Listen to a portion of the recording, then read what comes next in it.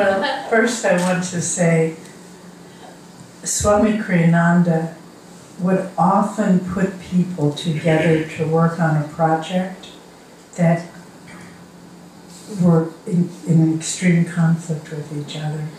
And I saw him do this a number of times, and you think, doesn't he know that they don't get along with each other? Doesn't he know they drive each other crazy?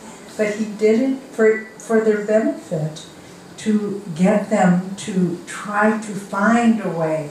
And some of them succeeded and some of them didn't. But Swami also said, if you have using the image of a line graph, if you have a test that is exerting that much energy, the way to overcome it is you have to exert that much more energy. So know if you're weak, that person will continue to provoke you. I know some people who I don't say this out loud to anyone, but I mentally think, the provocateur. Some people just like to provoke other people. I don't know why, but yeah. And if you can just say, I have their number, they're the provocateur, and then you just don't need to react. But it takes more energy than what they're putting out. And how does that energy demonstrate? Through inner discipline.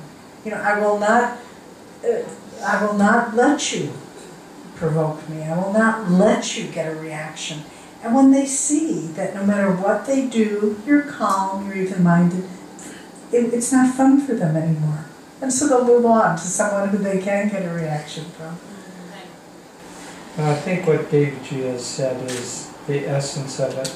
There comes a point where you simply don't, you've reacted the same way so many times that you finally say, it's no use doing this. There was a funny skit done by an American comedian, and basically it was this couple, and in the middle of the winter they always had exactly the same argument, and it would start because they were bored. And so the wife would say, "We never go anywhere." And the husband's role was to say, "Yes, we do. Just last summer we went to the Twin Cities." This is in Minnesota. And then her response is, "The Twin Cities, that isn't anywhere. Why don't we ever go somewhere nice?" And his response was supposed to be another rote response. But he broke the mold and said, "Where do you want to go?" And she didn't know what to do with that argument because it wasn't the same route that they had gone in. And so she crazily said, "Let's go to Los Angeles to visit our son." And they went on this trip, had a terrible time because neither one of them wanted to go. It was just a road argument had led them there. So in familiar situations, there comes a time at which we've gone down the same road so many times that you can begin to get a little bit of distance and say, "I don't need to be provoked by this anymore." There's a couple at Ananda who have a good sense of humor, and they were having a big argument between the two of them. And then one of them, the man said, "I'm not caught yet. Are you caught?"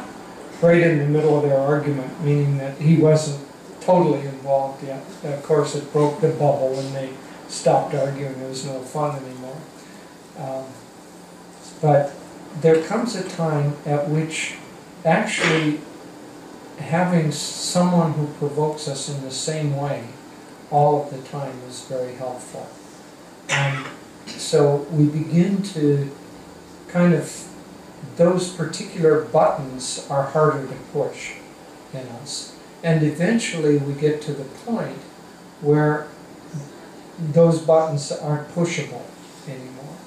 No matter what this person says, they're going to have to find completely new strategies to find new buttons in us. So the other thing is, if in the midst of it we can pull back enough, and this is not easy to do, but if we can, it's extremely helpful to say, "God, this is you who are provoking me in this way?